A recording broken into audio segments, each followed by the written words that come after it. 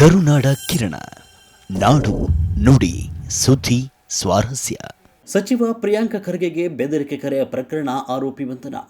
ಪ್ರಕರಣ ಸಂಬಂಧ ಬೆದರಿಕೆ ಕರೆ ಮಾಡಿದ ಸೋಲಾಪುರ ಮೂಲದ ದಿನೇಶ್ ನರೋಣಿ ಆರೋಪಿಯನ್ನು 24 ಗಂಟೆಯಲ್ಲಿ ಬಂಧಿಸಿದ ಕಲಬುರಗಿ ಪೊಲೀಸರು.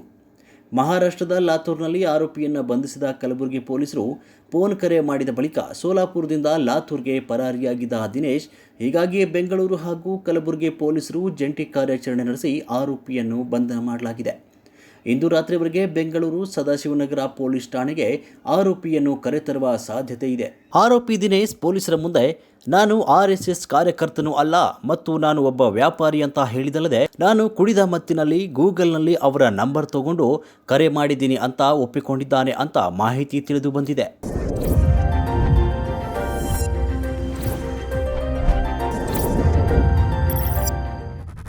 ಕರುನಾಡ ಕಿರಣ, ನಾಡು ನುಡಿ ಸುದ್ದಿ ಸ್ವಾರಸ್ಯ.